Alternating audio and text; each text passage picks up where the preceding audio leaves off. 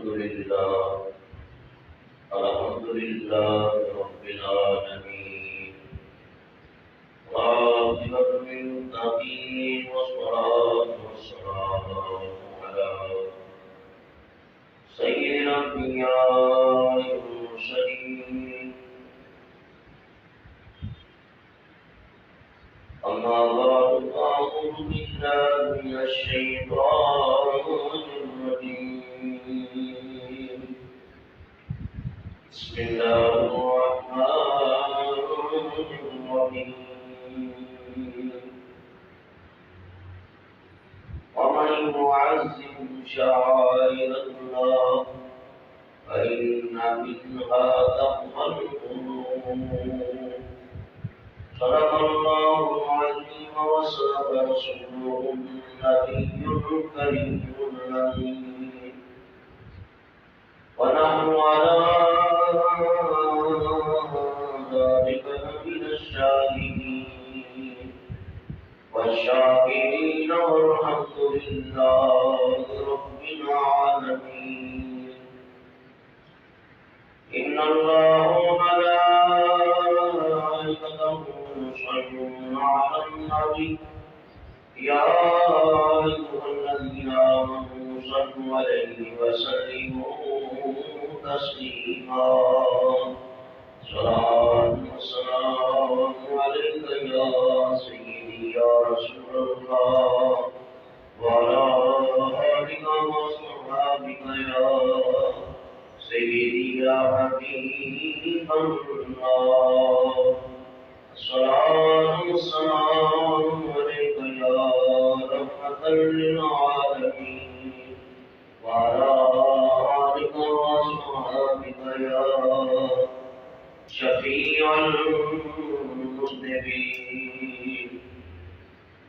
ذکر نبی کا فرد علینا ذکر نبی کا فرد علینا چنگا لگتا ہے ذکر نبی کا فرد علینا چنگا لگتا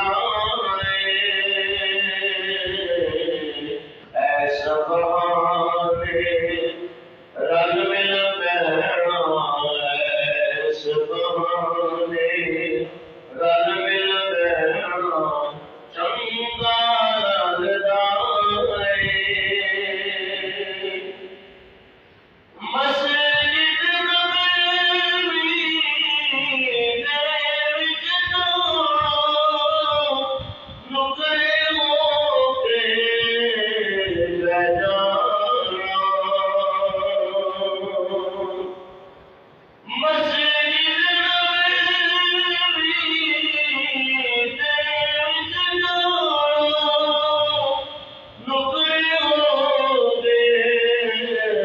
جانا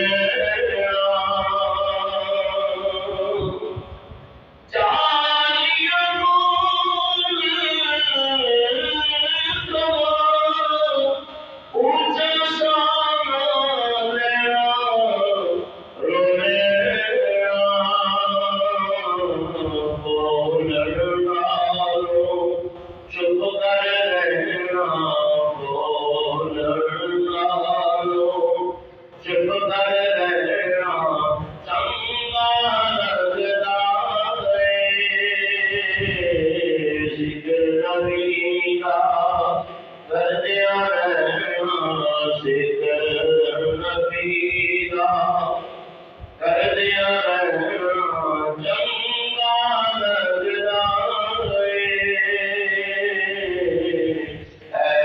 سبحان رل مل بیٹھنا چنگا لگتا ہے اور آل نبی عزت خاطر بچ کھڑے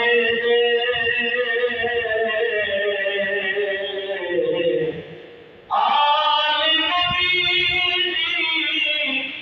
عزت خاطر بچ کھڑے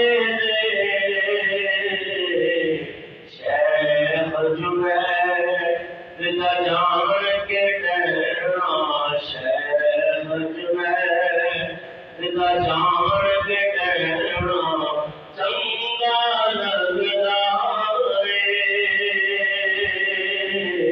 ذکر نبی کا کر دیا رہنا چنگا لگتا ہے اور اونچے بول نہ بول دھولی اور رب کے بندے چلے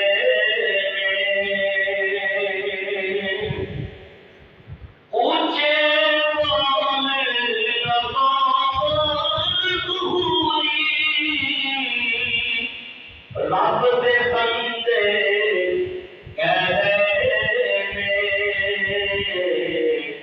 نیوی پاکے تر دیا رہنا نیوی پاکے تر دیا رہنا چنگا لگتا ہے نیوی پاک چپ سے تو ہیرے مل سر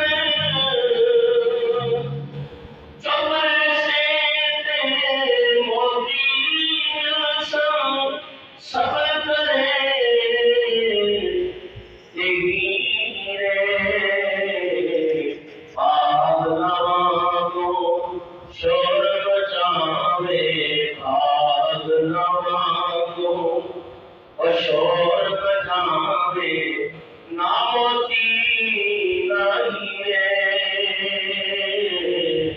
اونچے بول نہ بول دھولی رب دے بندے نیوی پاکے تر دیا رہنا نیوی پاکے تر دیا رہنا چنگا لگتا ہے ذکر نبی کا وہ کر دیا رہنا ذکر نبی کا کر دیا رہنا چنگا لگتا ہے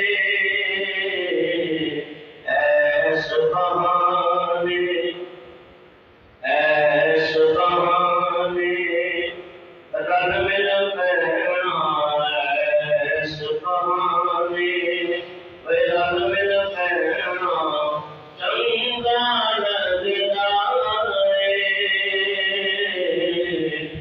ذکر نبی کا کر دیا رہنا چنگا لگتا ہے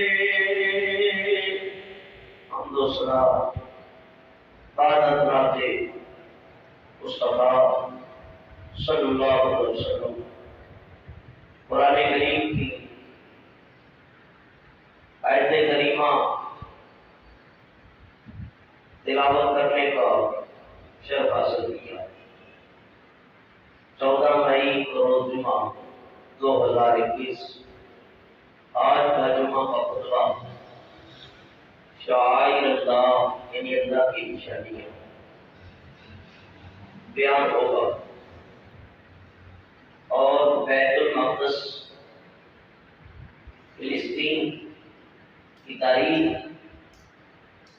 اور کتنی عظمت والا یہ شہر ہے جسے القدس بھی کہا گیا، بیت المقدس بھی کہا جاتا ہے، فلسطین بھی کہا جاتا ہے۔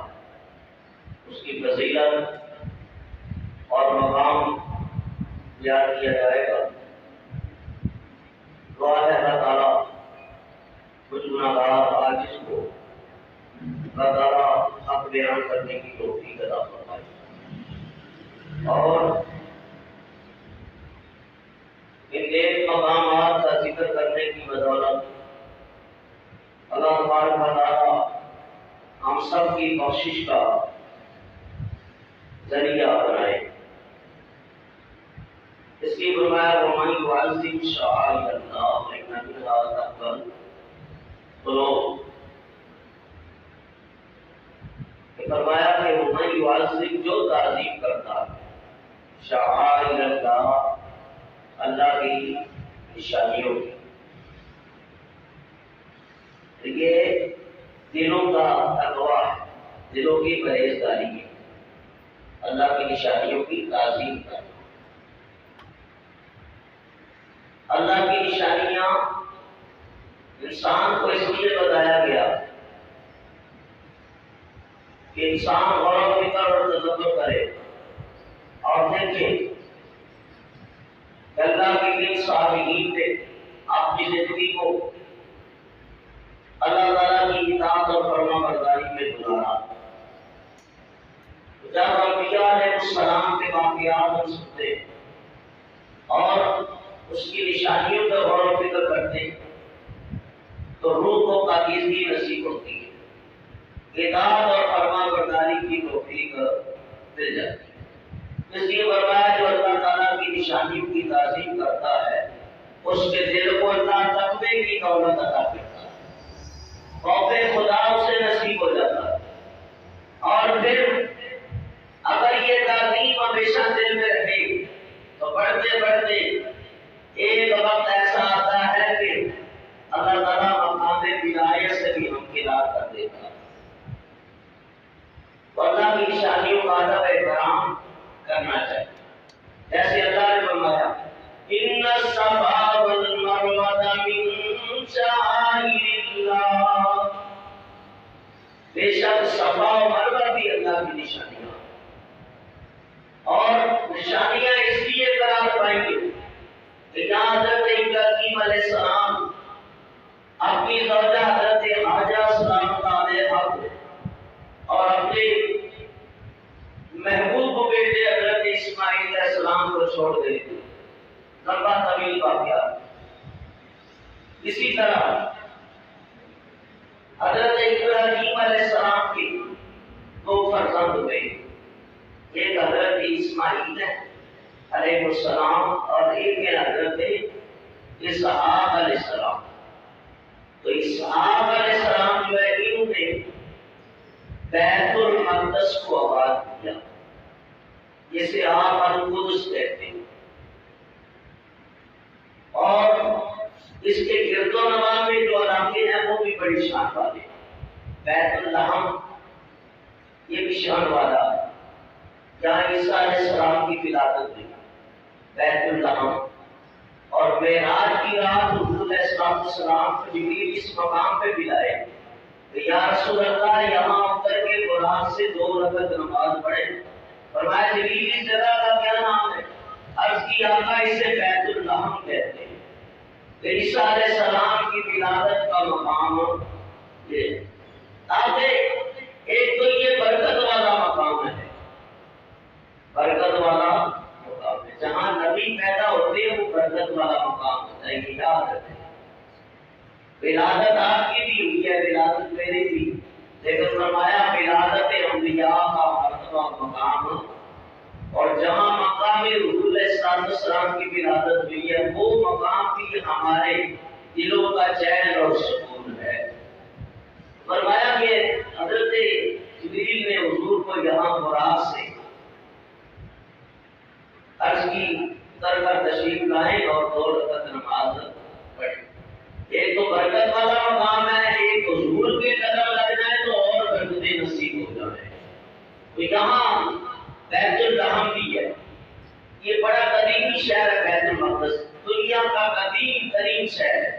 یہ دنیا کا باہری شہر ہے جو یہودیوں کے لیے، عیسائیوں کے لیے اور مسلمانوں کے لیے یکساں مقدس اور محترم ہے، لیکن آج کل کے یہودی شہر کا ادب نہیں کرتے۔ کسی دور میں تھا وہ کہ اگر ادب ہوتا تو آج کے لیے فلسطینیوں کے اوپر یہ لوگ مسائل مار رہے اور مسجد اقصی کی بے حرمتی کر رہے، مسلمانوں کو قتل کر رہے۔ تو یاد رکھو، چاہے یہودیت ہو چاہے عیسائیت ہو، کیونکہ یہودی جو ہے وہ قوم موسیٰ کہلاتی ہے اور عیسائی جو ہے وہ نصرانی کہلاتے ہیں اور حضرت عیسیٰ علیہ السلام کو مانتے۔ وہ چاہے یہودیت کا دین ہو، عیسائیت کا اور مسلمانوں کا تو ہے ہی۔ نبی پاک صلی اللہ علیہ وسلم کی تعلیم یہ ہے، قرآن کی تعلیم یہ ہے کہ جان بوجھ کر کسی مسلمان کو قتل کرنا، خواہ اپنے آپ کو جہنمی بنانا۔ اللہ تعالیٰ ارشاد فرماتا ہے جان بوجھ کر کسی مسلمان کو قتل کیا، خالدین فیہا ابدا، اللہ فرماتا ہے میں انہیں جہنم میں داخل کروں گا، ہمیشہ ہمیشہ کے لیے داخل کروں گا، کبھی وہ نکل پائیں گے نہیں۔ تو ہمارا دین تو ہمیں ویسے ہی، قرآن ویسے ہی ایسی تعلیم دیتا ہے اور حضور فرماتے ہیں کہ تم میں کوئی مومن، بخاری کے شروع میں حضور علیہ السلام فرماتے ہیں تم میں کوئی مومن نہیں ہو سکتا جس کے ہاتھ سے، پیر سے، زبان سے کسی مسلمان کو تکلیف پہنچے۔ اور عیسیٰ علیہ السلام کی تعلیم کیا ہے؟ جنہیں یسوع مسیح بھی کہتے ہیں، اور عیسیٰ علیہ السلام کے اوپر میں نے پورا جمعہ پڑھایا ہے۔ عیسیٰ علیہ السلام کی تعلیم یہ ہے، آپ فرماتے ہیں کہ ایک بد نگاہی کرنے سے انسان کو اللہ آنکھ کی وجہ سے پورے جسم کو عذاب دے گا۔ تو آپ تو یہ تعلیم دیتے اور عیسائی عیسیٰ علیہ السلام کی تبلیغ کو بھولے ہوئے۔ موسیٰ علیہ السلام کی تعلیم کیا ہے؟ تمام انبیاء کی تقریباً تعلیم یہ ہے کہ کسی مسلمان کو اذیت اور تکلیف نہیں دینی، جو رب پہ ایمان لے آئے اور نبی کے اوپر ایمان لے آئے۔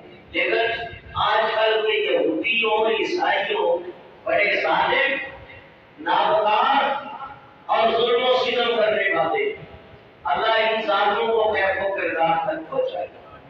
تو فرمایا کہ جس طرح بیت المقدس قدیمی شہر ہے، اس میں انقلاب بھی بڑے آئے، مختلف وقتوں میں شہر کے نام بھی بدلتے ہیں۔ موجودہ نام جو یروشلم ہے، بیت اللہ کا عیسیٰ علیہ السلام کی ولادت ہوئی، اس کو یروشلم کہتے ہیں۔ حضرت داؤد علیہ السلام نے اس کا نام یروشلم رکھا۔ اب سنیں، حضرت اسحاق ابراہیم علیہ السلام کے فرزند، انہوں نے فلسطین کو آباد کیا، بیت المقدس کو آباد کیا۔ یہ بہت تاریخی کتاب ہے جو میرے ہاتھ میں، اس کے اندر ایک بات لکھی ہے کہ بیت المقدس کی تاریخ، بیت المقدس وجود میں کیسے آیا اور مسجد اقصی کیسے بنی۔ اللہ تعالیٰ فرماتا ہے کہ اے کلیم اللہ کے ماننے والوں، ہم نے تمہیں موسیٰ علیہ السلام اور ان کی ذریت کو فرعون اور آل فرعون سے نجات بخشی۔ اے کلیم فرمایا یذبحون ابناءکم ویستحیون نساءکم وفی ذلکم بلاء من ربکم عظیم۔ حضرت موسیٰ علیہ السلام کو مصر کی طرف جائیں اور فرعون سے مقابلہ کریں، اسے دین اسلام کی دعوت دیں، اگر قبول کر لے تو ٹھیک ہے، ورنہ اس سے مقابلہ کیا جائے، مقابلہ اس سے کیا جائے۔ یہاں تک کہ فرعون اتنا بڑا ظالم تھا، اس نے صرف کلیم اللہ کا دنیا میں آنے کے لیے روکنا 70,000 بچوں کو زندہ ذبح کرا دیا، لیکن اللہ نے کلیم اللہ کو فرعون کے گھر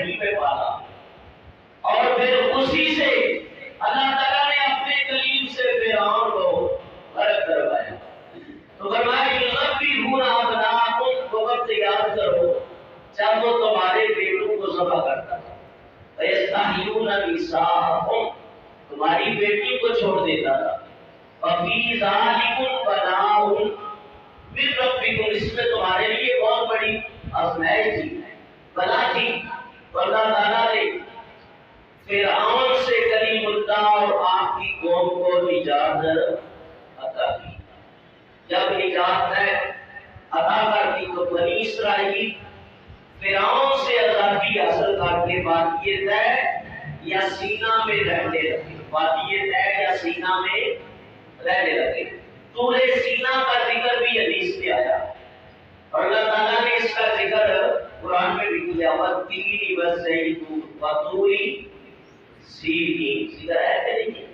اور میں طور سینا میں آ کے رہنے لگے، تو یہاں آ کے انہوں نے ایک خیمہ کی عبادت کے لیے مختص کیا کہ قوم کے لوگ اس خیمے میں آ کے عبادت کریں گے۔ تو فرمایا کہ یہ خیمہ چلتا پھرتا عبادت خانہ تھا۔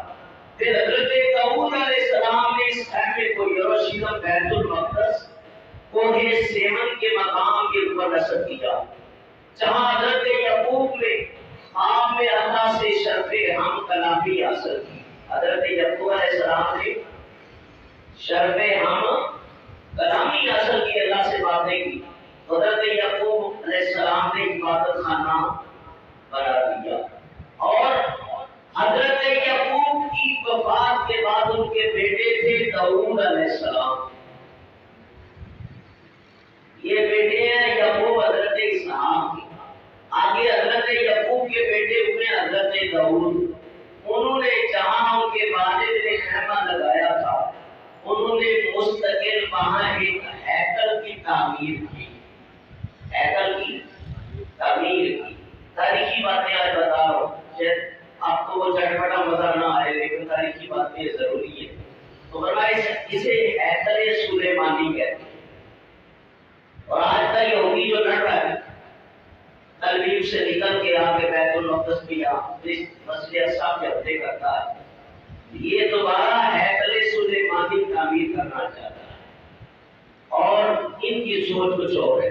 یہ ہیکل حضرت سلیمان علیہ السلام نے جو تعمیر کیا، نوح علیہ السلام کی قوم پہ جب عذاب آیا کہ 1440 سال بعد عیسیٰ علیہ السلام کی پیدائش سے 1800 سال قبل 7 سال کی مدت میں تعمیر ہوا، اور پھر یہ اسے مسجد اقصی بھی کہا جانے لگا، مسجد اقصی کہا جانے لگا، اور یہی وہ مسجد اقصی ہے۔ اب اس کے گردا گرد بہت ساری نشانیاں ہیں، انشاءاللہ یہ بعد دیگر بیان کروں گا۔ تو اللہ تبارک و تعالیٰ نے قرآن کریم فجر پارے میں اسی مسجد اقصی کا ذکر کیا۔ بیت المقدس سب سے پہلے فتح ہوا حضرت عمر بن خطاب کے دور میں، عبیدہ بن جراح، خالد بن ولید رضی اللہ تعالیٰ دونوں بڑے عظیم صحابی ہیں۔ فرمایا عبیدہ بن جراح بھی بڑے عظیم صحابی ہیں، اور حضرت خالد بن ولید جن کو حضور نے فرمایا کہ خالد سیف من سیوف اللہ، یہ اللہ کی لپکتی ہوئی تلواروں میں سے ایک تلوار خالد ہے۔ اور فرمایا اللہ تعالیٰ کے پیارے حبیب علیہ السلام نے حضرت خالد بن ولید کے بارے میں اللہ کی لپکتی ہوئی تلواروں میں سے ایک تلوار ہے کہ مغیرہ کے رسول ہے، جب جنگ کے اندر جاتے تو ہر بار یہ تمنا آرزو لے کے جاتے، یا اللہ خالد بن ولید کو شہادت کی موت عطا کر۔ تو یہ نیک تمنا ہر ایک کو کرنی چاہیے، اب قسمت نصیب اپنا اپنا ہے، لیکن یہ شہادت نہ پا سکے۔ انہوں نے ان کے جسم کا کوئی حصہ ایسا نہیں تھا کہ جہاں کافروں نے جو تلواریں چلائی تھی اس کا نشان آپ کے جسم میں موجود تھا۔ تقریباً کہتے 100 نشان حضرت خالد بن ولید کے جسم میں موجود تھے، لیکن موت آئی تو بستر پہ ہی آئی تھی۔ اور آج کے رسول اتنے بڑے تھے، فرمایا جب جنگ میں جاتے تو ٹوپی گر گئی، جنگ چھوڑ کے ٹوپی تلاش کر لیتا۔ مسلمانوں کے عظیم سپاہ سالار اتنے بڑے فوجا ہے تو ٹوپی کو کیوں تلاش کر رہے؟ کہا تمہیں پتہ نہیں اس ٹوپی پہ راز کیا ہے۔ سے سنو اور ایمان تازہ کرو۔ آپ فرمانے لگے خالد کبھی اپنی قوت سے نہیں لڑتا، رسول اللہ کے کفار مبارک جو ہے میری ٹوپی میں ہے، یہ اسی کی برکت ہے کہ جب بھی میں جنگوں میں جاتا ہوں تو اللہ ہمیں پتہ عطا کر دیتا۔ تو نبی پاک کے ایک بات مبارک کے بارے میں سیاسی کا عقیدہ یہ ہے کہ اس کی برکت کی وجہ سے فاضل کو پتہ ہوتی ہے۔ اب یہ ایک علیحدہ موضوع ہے، مبارک کا کہ حضور کے بالوں کے کیا کیا کرامات اور کیا کیا معاملات ہیں، ایک علیحدہ پورا موضوع ہے، اس کے اوپر کتابیں بھی علماء کی آ چکی ہیں۔ تو ویسا بھی جناب خالد بن ولید اور اسی جنگ کے اندر حضرت بلال رضی اللہ تعالیٰ عنہ بھی چاہیے صحابہ کرام آپ دیکھا ہے تو 5000 صحابہ کرام نے جامع شہادت نوش کیا ہے بیت المقدس کو فتح کرنے کے لیے، اور تقریباً 4 مہینے تک اس شہر کا محاصرہ تھا، 4 مہینے لیکن فتح حاصل نہ ہوئی، کیونکہ قلعے کی جو فصیل سی بڑی موٹی دیواریں تھیں، لہٰذا وہ اوپر سے تیر مارتے تھے، کہیں صحابی زخمی ہو جاتے تھے۔ توجہ رکھیں، فرمایا کہ اگر جو عبیدہ کی جرح تشریف لے گئے تو اس شہر کا جو راہب تھا، پادری تھا، انہوں نے حضرت عبیدہ کی جرح کو دیکھا تو کہا بھائی تم یہ کلا کلی پتہ نہیں کر سکتے، بیت المقدس پتہ نہیں کر سکتے۔ ہاں مسلمانوں میں ایک شخص ہے، ہماری کتاب میں لکھا ہے، وہ بیت المقدس کو ضرور پتہ کر لے گا۔ کہا ہمیں بتاؤ وہ کون ہے؟ کہا ہم اس کی نشانیاں تمہیں نہیں بتا سکتے لیکن اس کا نام ہم تمہیں ضرور بتا دیتے۔ دور کا حضرت عمر بن خطاب کا، کہا تمہارے نبی نے کہا ہے کہ میری امت میں ایک صحابی جو لال رنگ والا ہے وہ اس قلعے کو پتہ کرے گا بیت المقدس، اس کا نام ہے عمر، لوگ اسے فاروق اعظم بھی کہتے ہیں۔ حضرت عبیدہ بڑے خوش ہوئے، خدا کا شکر ہے کہ اللہ تعالیٰ نے ہمیں جو خلیفہ بھی عطا کیا وہ حضرت عمر بن خطاب ہے۔ انہوں نے فوراً قاصد کو خط لکھا کہ حضرت عمر سے کہنے جتنا جلدی ہو سکے اور آپ تشریف لے۔ اس سے پہلے بھی یہ دعوت ہو چکی تھی کہ حضرت عمر بن خطاب نے صحابہ سے مشورہ کیے، مشورے کے لیے جب میٹنگ بنائی کہ کون سے علاقے کے اوپر پہلے حملہ کرنا چاہیے، حصار کے اوپر یا بیت المقدس کے اوپر، تو حضرت مولا کائنات جو نبی پاک کے خاص سے ان سے مشورہ کیا تو انہوں نے کہا کہ مجھے نبی پاک صلی اللہ علیہ وسلم نے پہلے ہی بتا دیا تھا کہ مسلمانوں کو اللہ سب سے فتوحات میں سب سے پہلے فتح جو عطا کرے گا وہ بیت المقدس کی کرے گا، پھر حصار کی کرے گا۔ تو حضرت علی کے کہنے کے اوپر حکم دیا کہ آپ بیت المقدس کے اوپر حملہ کریں۔ تو 4 مہینے تک صحابہ کرام نے اس کا محاصرہ کیا۔ پھر یہ خط کون سا قاصد لے گئے تو حضرت عمر تشریف لے گئے مدینہ پاک میں، علی مرتضیٰ کو اپنا نائب اور خلیفہ متعین کیا، منتخب کیا اور خود تشریف لے گئے۔ اور یہی وہ مقام ہے جس کے لیے کہا جاتا ہے کہ آپ اپنے غلام کے ساتھ اونٹ کے اوپر ایک بار آپ سوار ہوتے تھے، ایک بار آپ کا غلام سوار ہوتا تھا، اور جب وہاں داخل ہوئے تو بھائی غلام کی تھی کہ حضرت عمر بن خطاب اونٹنی کی مہار پکڑ کے داخل ہو رہے تھے۔ حضرت عمر بن خطاب رضی اللہ تعالیٰ عنہ کے بارے میں امام الانبیاء علیہ السلام آپ نے ارشاد فرمایا ان اللہ جعل الحق علی لسان عمر، اللہ تعالیٰ نے حق عمر کی زبان پہ جاری کر دیا۔ قرآن کی 20 سے 22 آیتیں حضرت کی سوچ کے مطابق نازل ہوئی ہے تو آپ صبر کرتے تھے، آپ کی عادت تھی فجر کے بعد صبر کرتے، زور تک صبر کرتے، زور کی نماز ادا کرتے، ریسٹ کرتے تھوڑا، تو پھر آگے چلتے، پھر عصر میں ایک مقام پہ ٹھہرتے، پھر مغرب کی بار عشاء بھی وہیں پڑھتے، فجر بھی وہیں پڑھتے، فجر پڑھ کے پھر سفر شروع کر دیتے۔ تو جس راستے سے گزر رہے تھے لوگ آ رہے تھے زیارت کے لیے کہ نبی پاک کے خلیفہ مسلمانوں کے امیر، اور آپ جہاں بھی بیٹھتے تھے لوگ اپنی عرضیاں پیش کرتے تھے، آپ ان کے مسائل سنتے تھے، حل کرتے تھے، پھر تقریر کرتے تھے، واعظ و نصیحت کرتے تھے، جہاں جہاں حضرت جاتے رہے وہاں وہاں تعریف کرتی رہی۔ اور یاد رکھو عاشق اور دیوانے حضور کا سچا امتی جہاں بھی بیٹھتا ہے وہ لوگوں کے لیے اس کی زندگی مسئلہ راہ بنتی ہے۔ اس لیے حضور فرماتے ہیں صحابیکن نجوم اور سے صحابیکن نجوم کا بتأکید تدیتم فرمایا میرے صحابہ میں کسی کی اتباع کرو ہدایت پا جاؤ گے، وہ ہدایت کے ستارے بن گئے۔ یہاں تک کہ یہ سفر جاری رہا، بیت المقدس آنے والا قریب بھی تھا کہ ایک فوجی دستہ ملا۔ آپ کے حضرت زبیر العوام سے پوچھا یہ کون لوگ ہیں؟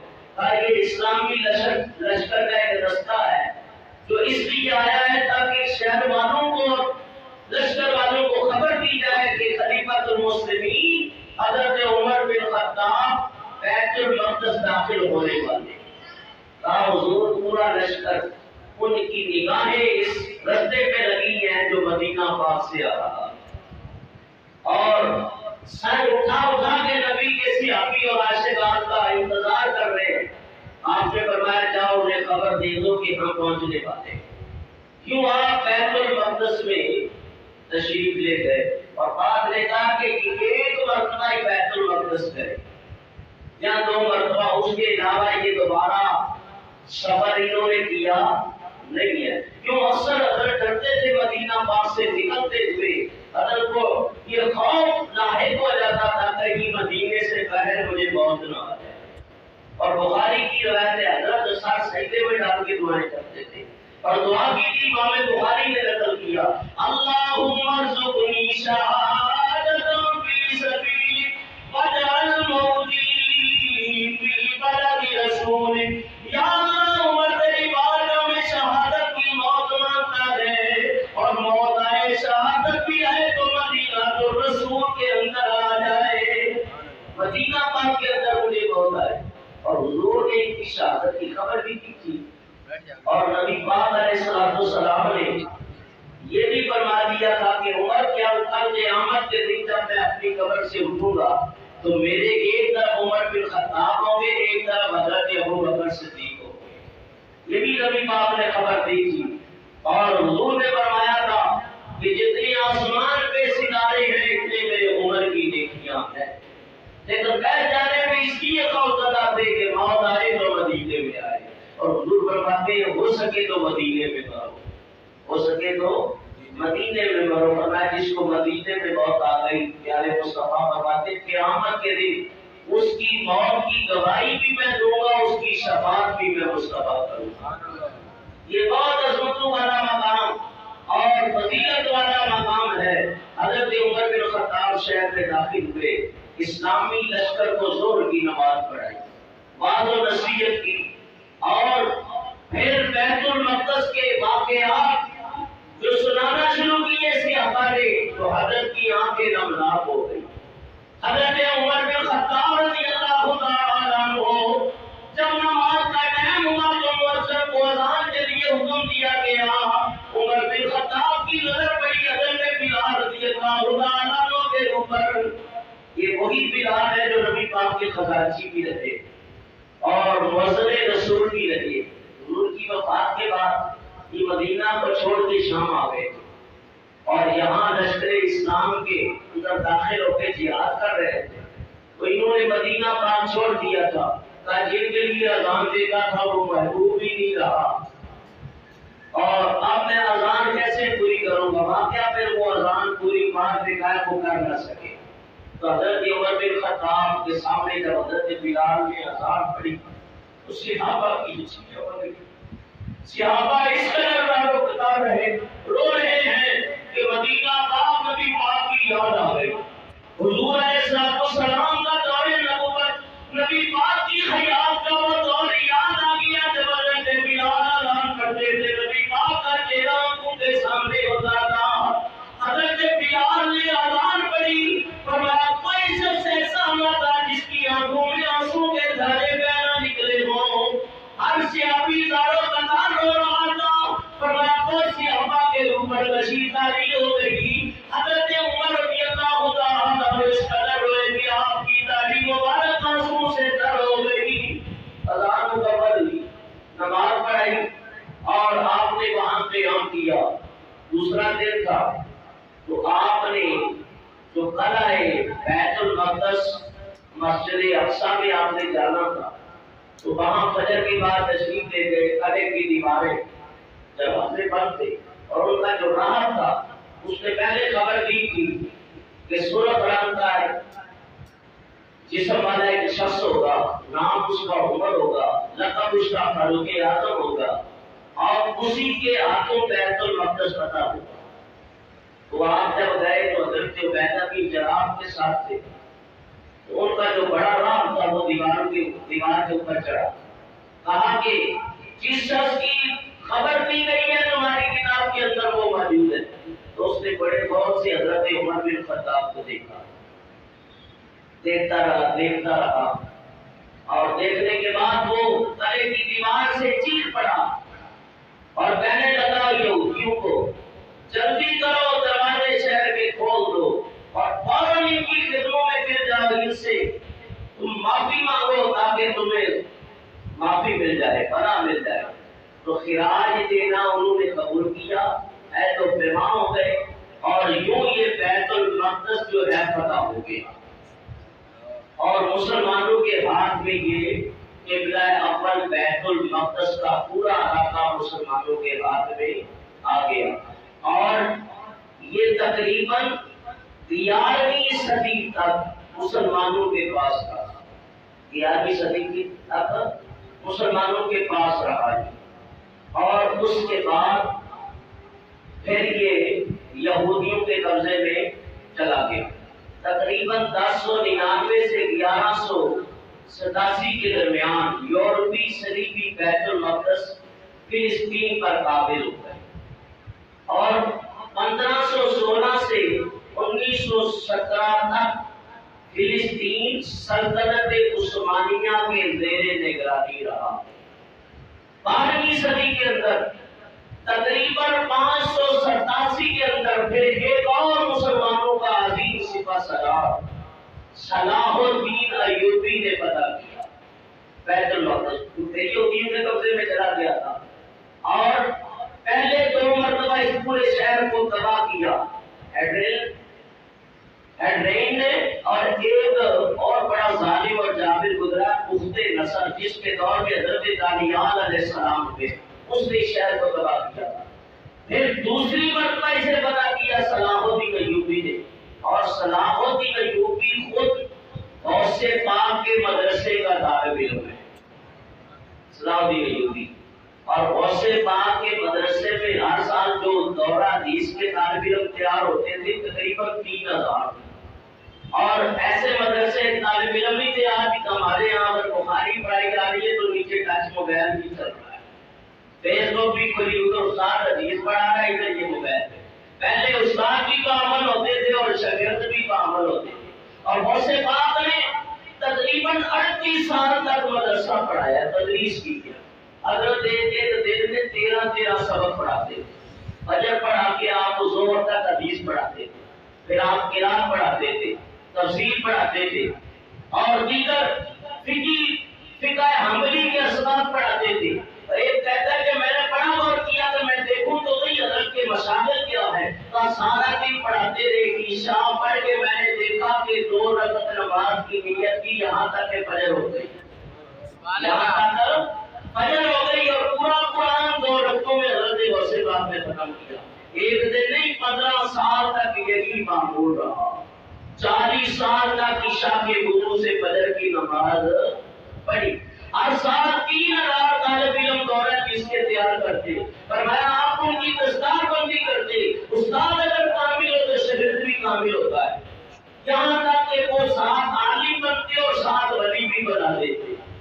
وہ آج ہمارے پڑھی کا جب بھی پڑھتے، کچھ پڑھتے ہوں گے، اللہ انہیں اور پڑھنے کی توفیق عطا کرے، کوئی فجر میں بھی سوئے رہتے، اور آج تو میں نے دیکھا بڑے بڑے حدیث واقعی بھی فجر میں نہیں تھے، یہ حالت ہوتی ہے، سوتے رہتے۔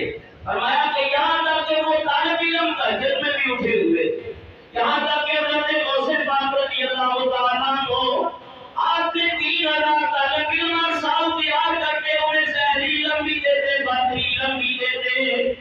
جب بیت المقدس کے اوپر حملہ کیا تو زیادہ تر طالب علم حضرت غوث پاک کے کے مدرسے کے طالب علم. اب وقت نہیں میں ان کا نام لے کے ایک کا تشریح کروں کہ کون صلاح الدین ایوبی کے لشکر میں شامل تھے.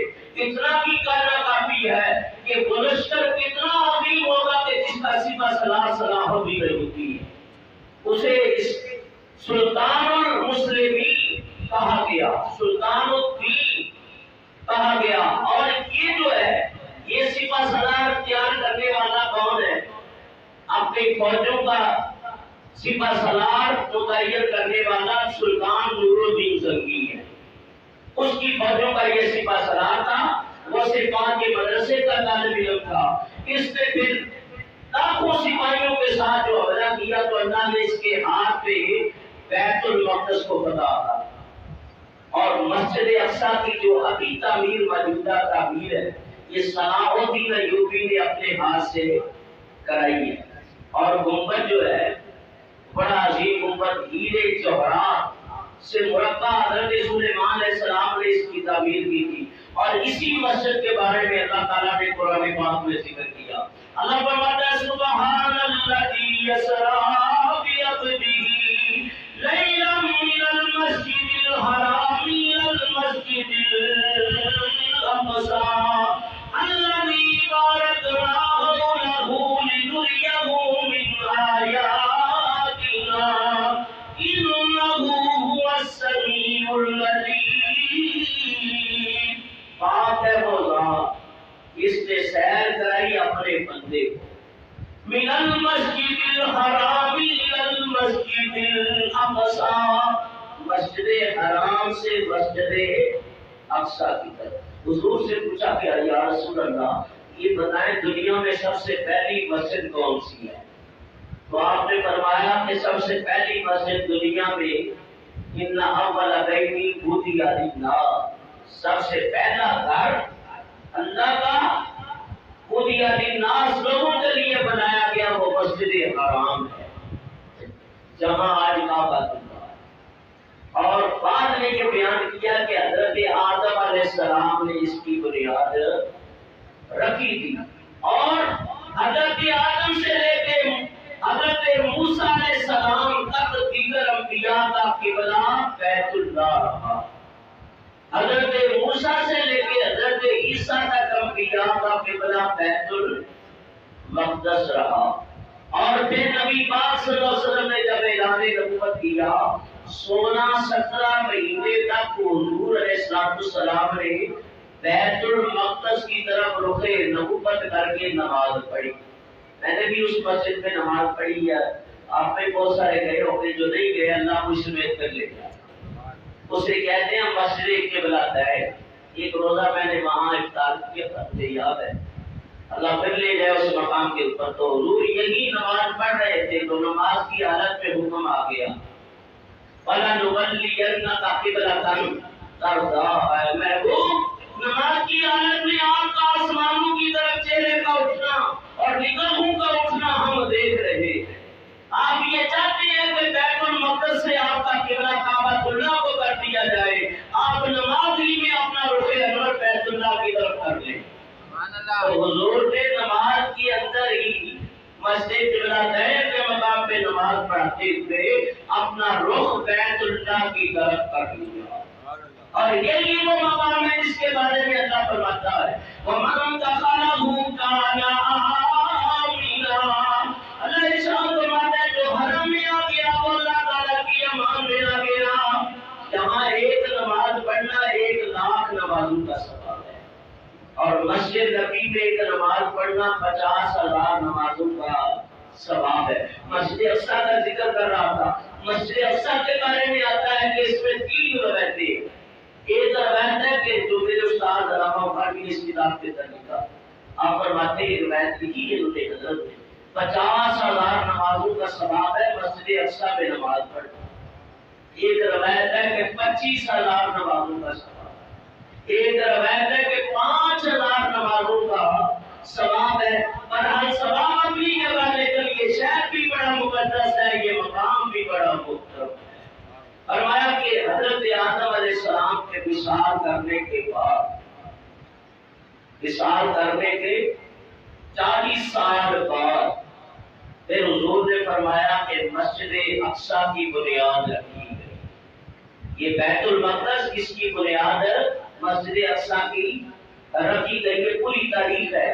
تقریباً بیت المقدس جو ہے اس کا 27,000 مربع میل علاقہ اور 1948 کے اندر صہیونی یہودی فلسطین میں جو اسرائیل کے نام سے اپنی مملکت قائم کرنے میں کامیاب ہوئے اور تسلط جمایا ہے. تقریباً 3-4 جگہوں میں اسرائیل کو وسعت دے کے پورے فلسطین پر انہوں نے اب تسلط جما دیا. 40 لاکھ سے زائد مسلمان یہاں رہائش پذیر ہیں. 40 اب تو اس سے بھی زیادہ ہو گئے.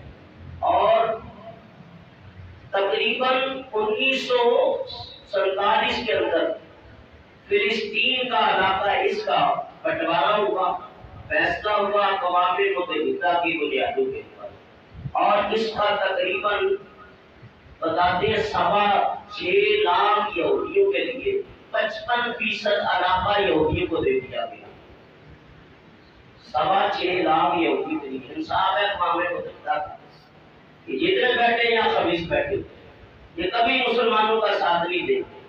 اور بڑے افسوس سے کہنا پڑتا ہے یہودی تقریباً 4% ہے فلسطین کے اندر. 4% یہودی ہے اور 86% مسلمان ہے. اور تقریباً 56 ممالک اسلامی ہونے کے باوجود اور 30 لاکھ اس وقت اسلامی ممالک کی فوجیں ہیں اور ان کے پاس کئی ایٹم بم ہے، کئی ہتھیار ہے، لیکن اس کے بعد ڈرپوک ہے، کھل کے بات نہیں کر سکتے. اس کی وجہ یہ ہے کہ انہوں نے یہودیوں کی غلامی کر دی ہے. کیونکہ پاکستان کا قانون اب پاکستان میں نہیں بنتا. شاید آپ اختلاف کریں میری بات سے، ہر ایک کا اپنا اپنا موقف ہوتا ہے. سارا انگریز کا قانون نہیں.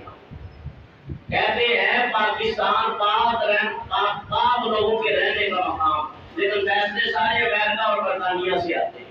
یہ اتنے ڈرپوک ہیں. اور پہلے کے مسلمان ایسے تھے کہ جن 22 لاکھ مربع میل کا علاقہ میں اپنے بچوں کو یہ کہہ کے گود میں سلا دیتی تھی کہ عمر آ رہا ہے جلدی کرو سو جاؤ، تو وہ ڈر کے مارے سو جاتے تھے. تو جب تک یہودیوں کی غلامی مسلمانوں نے نہیں کی ہے نا، اللہ تعالیٰ نے ان کو دوام بخشا. اور جب سے یہ ڈرپوک ہو گئے، بے نمازی ہو گئے، بد عمل ہو گئے، شرابی بن گئے، زانی بن گئے، وعدہ خلاف اور جھوٹے بن گئے، تو ذلت اور رسوائی تو مقدر ہوگی. کیوں؟ ہم نے اپنے پاؤں پہ گرارا خود ہی مارا. تو آج ہم پیٹ رہے ہیں کہ وہ فلسطینیوں کو مار رہے، مسلمانوں کو افغانستان میں مارا، عراق میں مارا، 10-12 لاکھ کو عراق میں مار گئے، 6-8 لاکھ 10 لاکھ یہ افغانستان میں مار گئے، برما میں مارا، کشمیر میں مار رہے. تو جگہ جگہ مسلمان جو پٹ رہا ہے وہ اس وجہ سے پٹ رہا ہے، اس نے اپنے مقام کو کھو دیا. لیکن وہ وقت بھی دور نہیں ہے کہ یہی سے فوجیں خراسان سے اور پاکستان کی سرزمین سے نکلے گی. غزوہ ہند بھی ہوگا، بیت المقدس بھی پتہ ہوگا، مقام انڈیا بھی پتہ ہوگا. کیونکہ یہ عرب تو بالکل کھوکھلے ہو گئے، عیاشیوں میں پڑ گئے. لہٰذا یہ یہودیوں کے غلام بنے. تو پھر کیا ہوا؟ اللہ تعالیٰ نے سلطنت عثمانیہ کو طاقت عطا کی. مسلمانوں کو اللہ نے طاقت دی ہے، لیکن اپنے مقام کو سمجھے. عرض کر رہا تھا کہ فرمایا کہ یہ وہی مقام ہے جس کے بارے میں اللہ نے قرآن میں ذکر کیا. اللہ فرماتا ہے سبحان الذی اسری بعبدہ، پاک ہے وہ ذات جس نے سیر کرائی اپنے خاص کو، لیلا من المسجد الحرام، مسجد حرام سے الی المسجد الاقصی، ومسجد اقصی الذی بارکنا حولہ، ومسجد اقصی جس کے بارے میں اللہ فرماتے ہیں ہم نے اس کا ارد گرد برکتیں رکھی ہے. ارد گرد ہم نے برکتیں رکھی ہیں مسجد اقصی کے.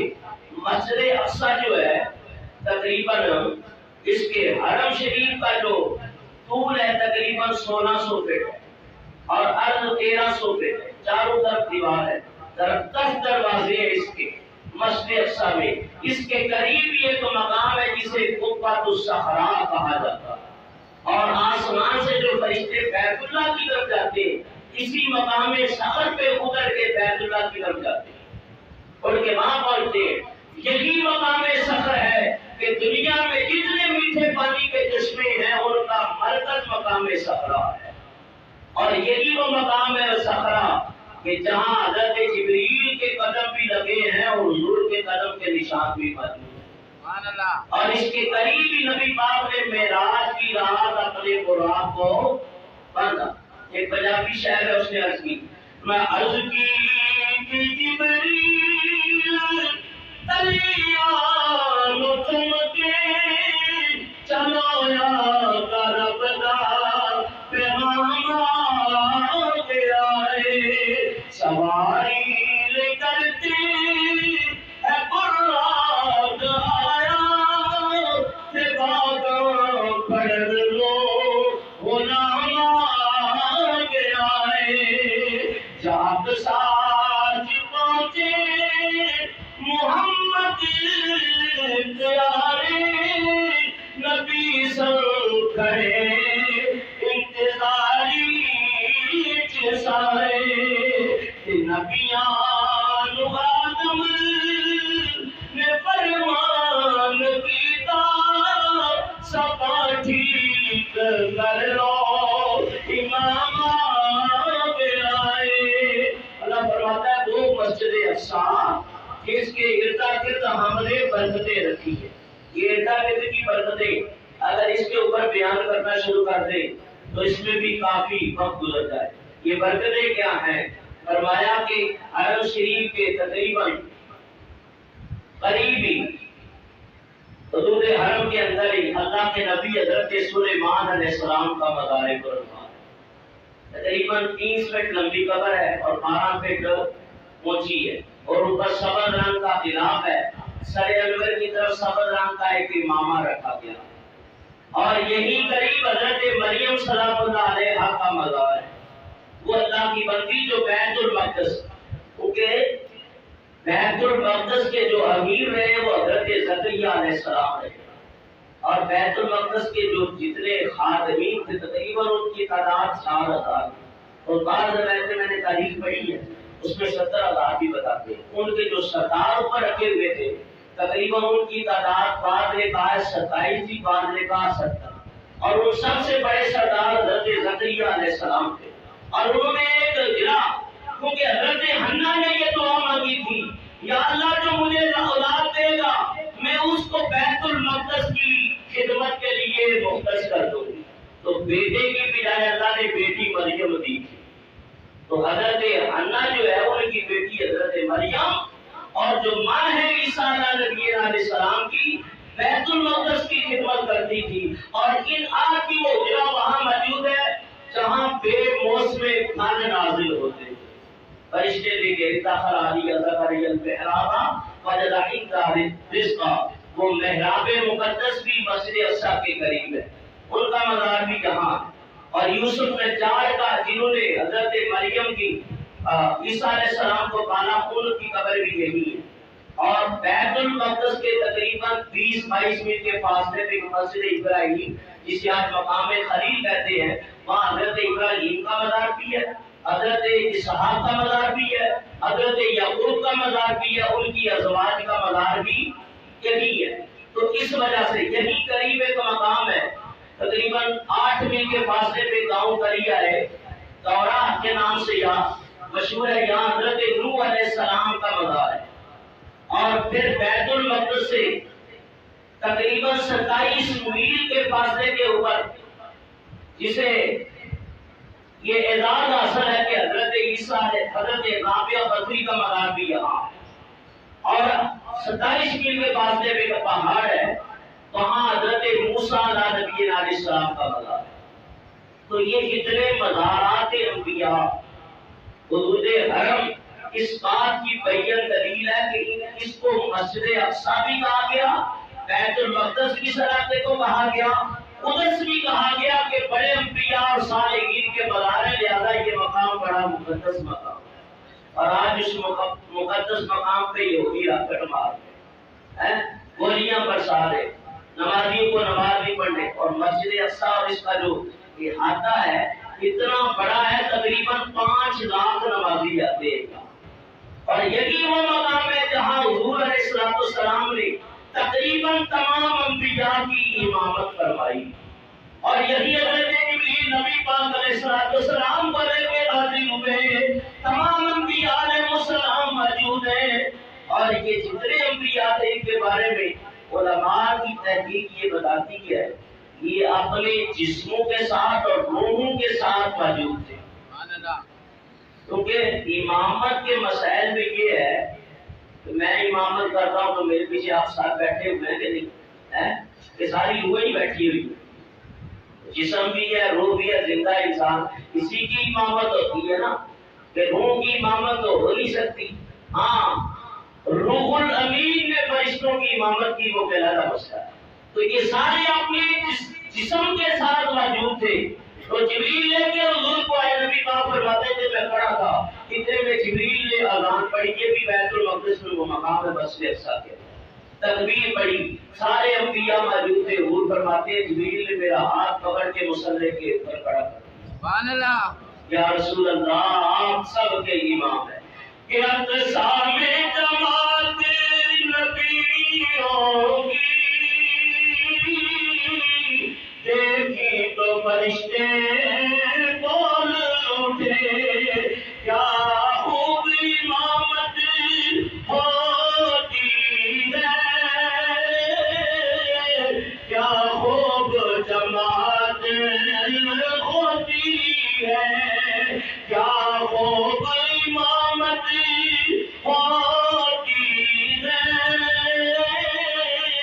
کیا خوب جماعت ہوتی ہے۔ تمام انبیاء نبی پاک علیہ السلام کے مقتدی بنے، حضور تمام انبیاء کے مقتدا بن گئے۔ یہاں محراب زکریا بھی ہے، یہاں وہ مقام بھی ہے جہاں حضرت داؤد بیٹھ کر قوم کے فیصلے کیا کرتے تھے، حضرت سلیمان فیصلے کیا کرتے تھے، یہی وہ مقام ہے کہ جہاں حضرت داؤد علیہ نبی علیہ السلام بیٹھ کر زبور شریف کی تلاوت کیا کرتے تھے، اور وہ تلاوت کی سحر امیز ہوتی تھی کہ جلتا ہوا پانی رک جاتا تھا اور اڑتے ہوئے پرندے رک جاتے تھے۔ تو بڑے بڑے مرتبے اور مقام کے نشانات اسی جگہ پہ موجود ہیں، فلسطین، مسجد اقصیٰ۔ اب ایک بات، ٹائم مختصر ہے، ایک واقعہ میں اور اس مقام کا بیان کر کے بات ختم کرتا ہوں اور دعا کرتا ہوں اللہ تعالیٰ بیت المقدس کی حفاظت کرے، آمین۔ یہ یہودی نے گرانا ہے مسجد اقصیٰ، انہوں نے حیدر سلیمانی تعمیر کرنا ہے، اور یہ دجال اکبر کے لیے رائے ہموار کر رہے ہیں کہ دجال یہی آئے گا، حیدر سلیمانی تعمیر کریں گے، پھر وہ ان کے گرجے میں آج بھی وہ چٹان موجود ہے جس کے اوپر دجال بیٹھ کے پوری دنیا کو کنٹرول کرے گا، ان کا یہ ذہن ہے۔ لیکن حضور نے یہ فرمایا ہے کہ دجال کو عیسیٰ علیہ السلام ماریں گے، اور عیسیٰ علیہ السلام کو دیکھ کے جیسے نمک پانی میں پگھلتا ہے نا ویسے پگھلے، اور آپ کی خوشبو محسوس کر کے وہ سینکڑوں میل کے فاصلے پہ بھاگے گا، آپ اس کا تعاقب کریں گے اور اس کی کمر میں نیزہ ماریں گے، جس سے وہ بدبخت ہلاک ہوگا۔ یہ مقام علیہ پھر مسلمانوں کے قبضے میں آ جائے گا، امام مہدی کا تخت بھی بیت المقدس میں رکھا جائے گا، اور ترمذی کی روایت کے مطابق غزوہ ہند ہوگا، یہ سارے بادشاہ پابندے سلاسل کر کے بیت المقدس میں زنجیروں میں جکڑ کے امام مہدی کے تخت کے سامنے پیش کیے جائیں گے۔ اور یہودیوں کی حالت کیا ہوگی؟ حضور فرماتے ہیں، نبی پاک فرماتے ہیں، یہودیوں کی یہ حالت، یہ چھپتے پھرے بھاگے، اور جس پتھر کے پیچھے ہوں گے پتھر بولے گا مسلمانوں کو، کہ مجاہدین اسلام کو، کہ میرے پیچھے یہودی ہے اس کو مار، یہاں پتھر بھی بول پڑیں گے یہودیوں کے خلاف۔ تو یار یہ ظلم و ستم کر رہے ہیں، لیکن ان کا انجام بد ہی ہوگا۔ کیوں؟ انہوں نے ٹکر کس سے لی ہے؟ محمد مصطفیٰ اور آپ کے دین سے لی ہے، اور اس دین